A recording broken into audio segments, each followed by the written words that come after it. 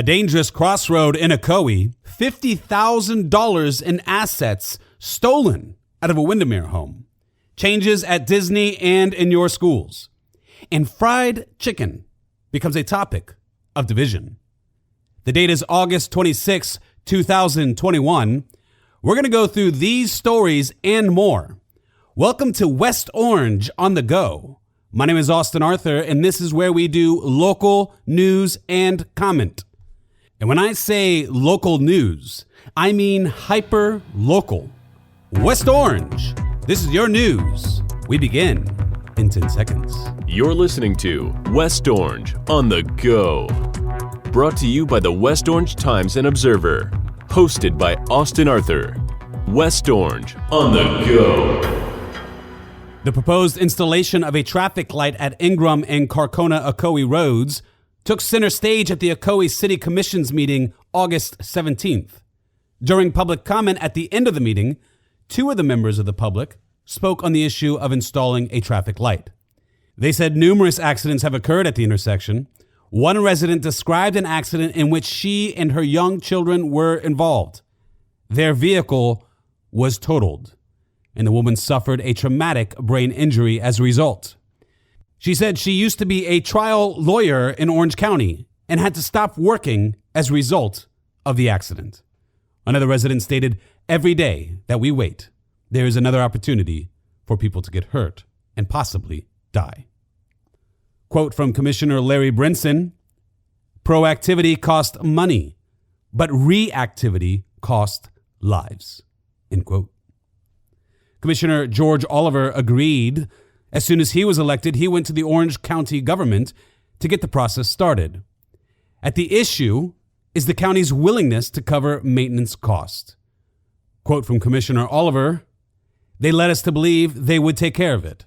So until then, it's our responsibility to get this light up."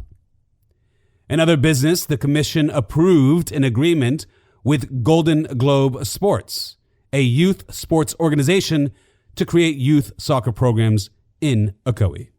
A home in the Islesworth community topped all West Orange area residential recent real estate transactions. The home in Windermere sold August 9th for $5,875,000. Built in 2006, it has 6 bedrooms, 8 baths, 2 half baths, a pool, and 12,298 square feet of living area. The home's dramatic interior includes an interior custom-designed swimming pool and a temperature-controlled 2-story pavilion. The price per square foot, only $477.72. Days on the market, 351. In other hyper-local news, Winter Garden PD is to welcome a full-time case manager. Now, this story is by our new associate editor, Jim Carchidi. An agreement between Aspire Health Partners and the Winter Garden Police Department will provide aid for service calls that require long-term solutions. The agreement, approved during the August 12th City Commission meeting, allows $89,000 for a full-time case manager who will follow up on calls deemed appropriate for further assistance. Now, the full story is found, of course, at theorangeobserver.com. Now let's go to the next story, and this one is by Annabelle Sykes with the West Orange Observer. She tells us that the Winter Garden Heritage Foundation is now showing their newest exhibit, At the Movies, Winter Garden's Silver Screens. The exhibit showcases the history of all the movie theaters that served to entertain West Orange County movie patrons from 1910 until today. Movies featured will include Titanic, The Woman, Gone with the Wind, and many more. Now, I encourage you to support and visit the Winter Garden Heritage Foundation. They are doing an incredible job of preserving our history and heritage, led by my good friend, a great man, Jim Crescitelli.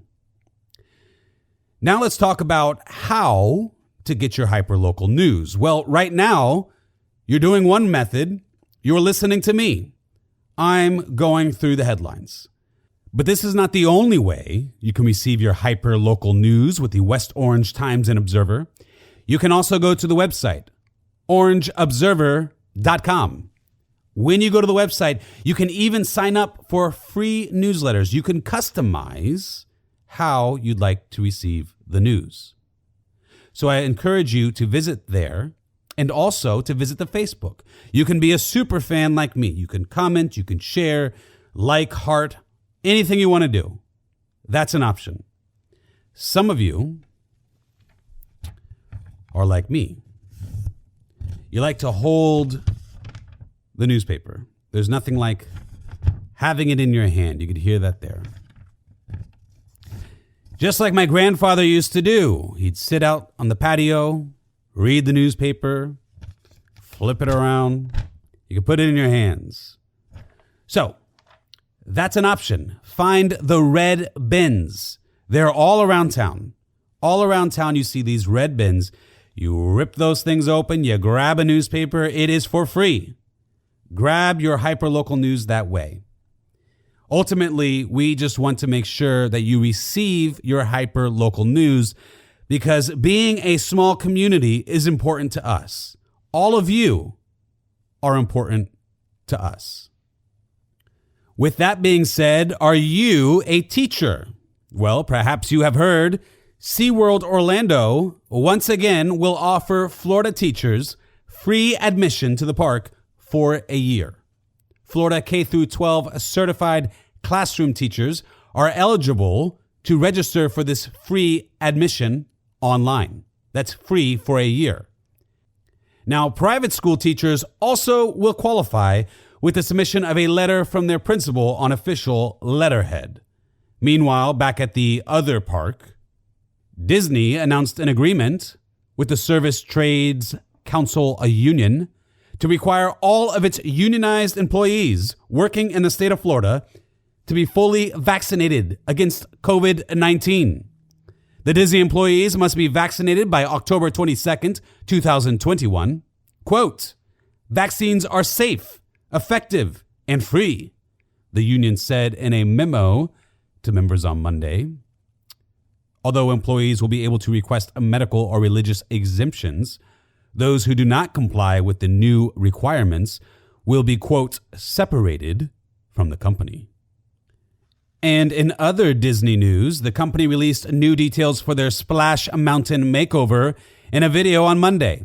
The transformation, first announced in June 2020, will replace the current ride, which has been the most popular among the Disney parks since its first opening at Disneyland in 1989, with a more recent film, The Princess and the Frog.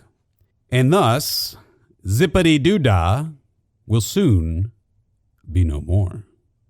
Starting Monday, August 30th, students at the Orange County Public School Systems will be required to wear masks.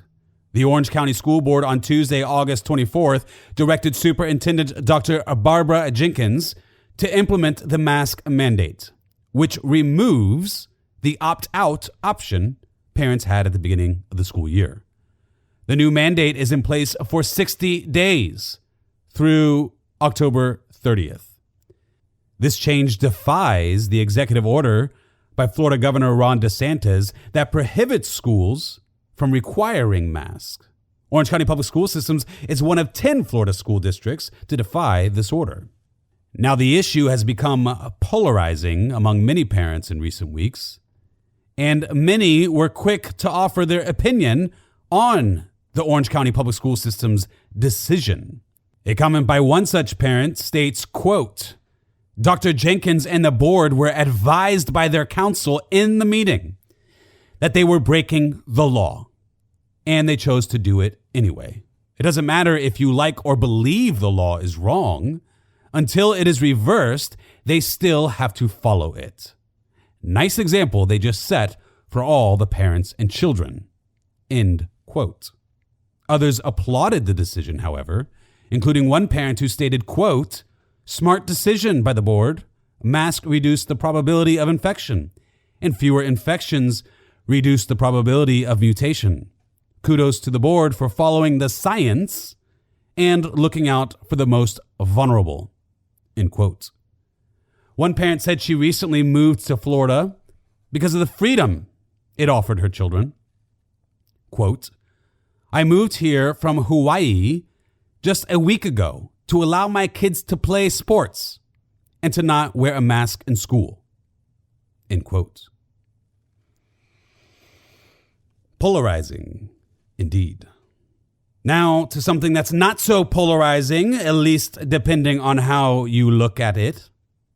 Our hyper-local sports news. I bring you the sports high five. Number 1, preseason football action began last Friday with most of the West Orange County high schools competing in their preseason kickoff classics. Olympia defeated Vieira 27-23 after being down at halftime. And quarterback C.J. Brooks threw for 174 yards and scored 4 touchdowns. Number 2, Lake Buena Vista played its very first varsity football game against West Oaks Academy. They lost 60-0.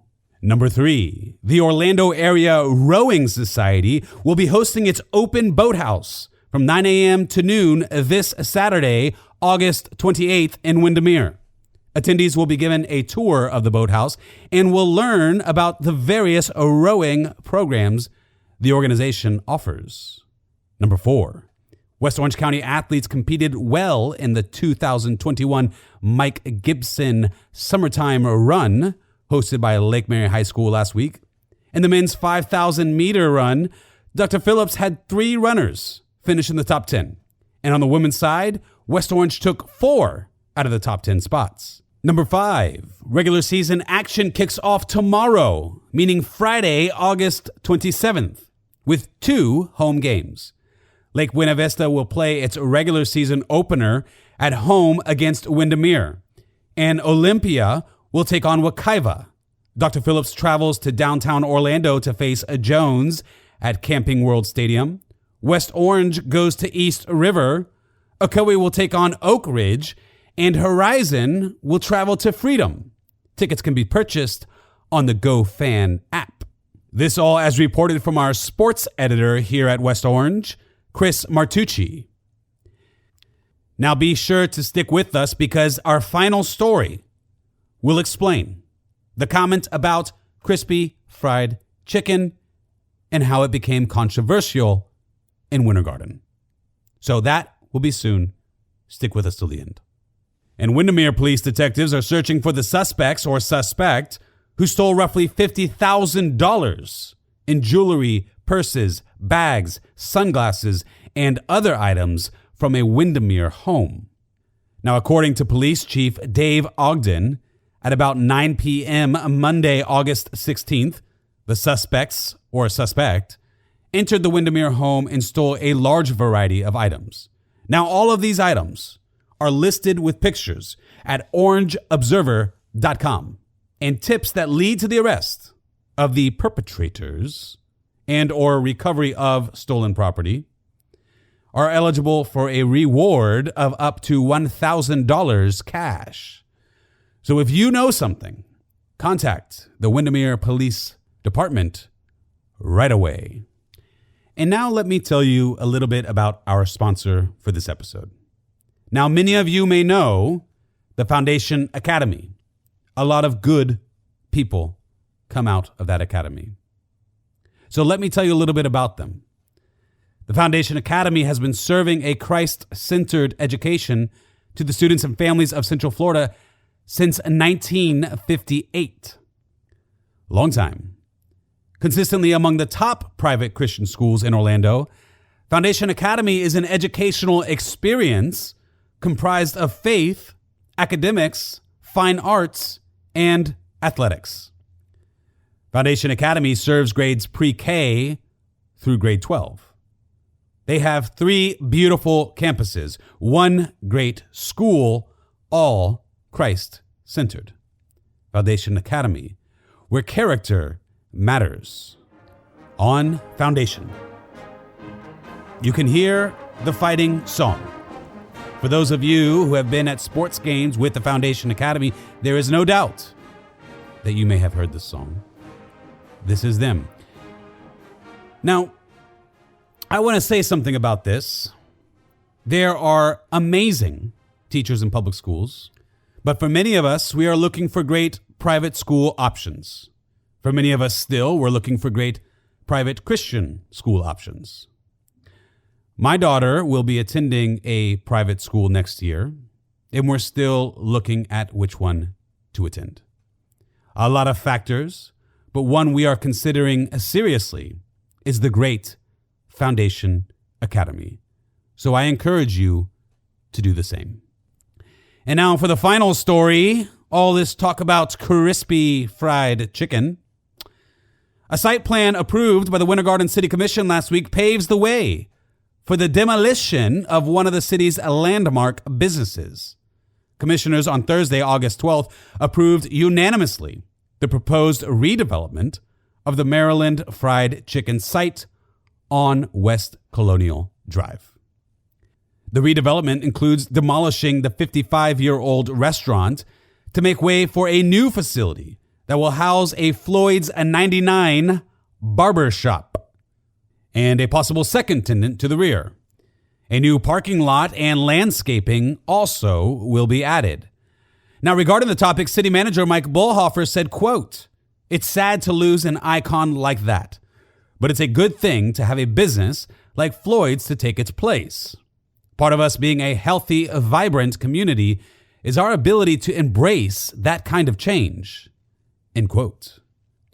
The Floyd's 99 barbershop owner would not comment on the timeline for the demolition of Maryland Fried Chicken and subsequent construction at the site.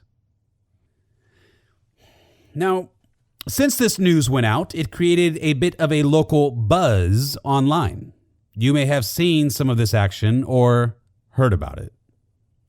For example, a Facebook user utilizing the name Jeff Schwiniger authored a petition, which is hosted on change.org. A quote from this petition, as written by Mr. Schwiniger, reads like this. Winter Garden's Maryland Fried Chicken has been a mainstay in the community for more than 55 years.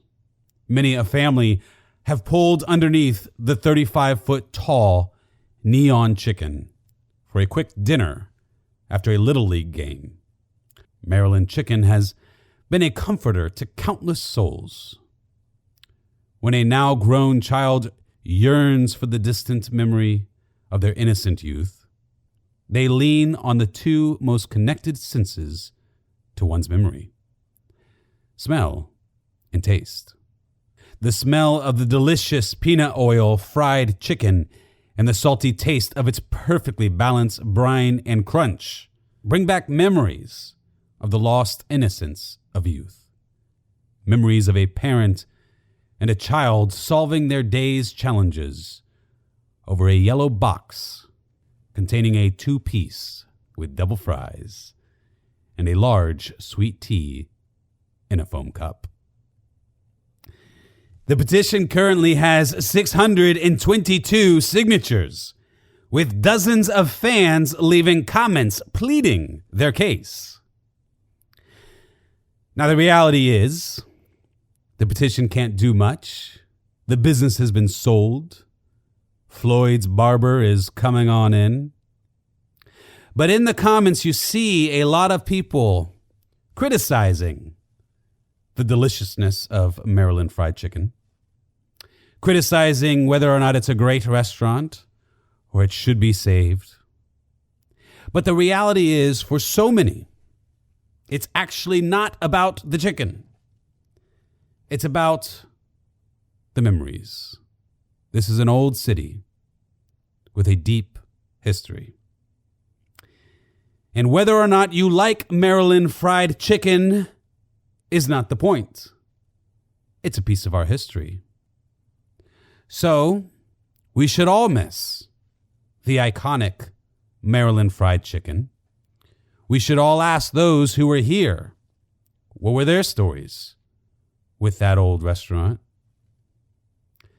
May our city never forget its history, always recall its heritage, and in our community, even when it comes to something as easy and light as chicken, let's take seriously those who have deep roots in West Orange. And now I want to thank you for taking the time to walk through this week's hyper-local news with me. Together, we are more informed. But I want to hear from you. I want your feedback, your questions, your ideas. Message me by visiting westorangeonthego.com. That's westorangeonthego.com. I want to hear from you. This has been Austin Arthur with the West Orange Times and Observer. And until next week, have a happy and blessed weekend. West Orange on the Go is brought to you by the West Orange Times and Observer. Hosted by Austin Arthur. West Orange on the Go.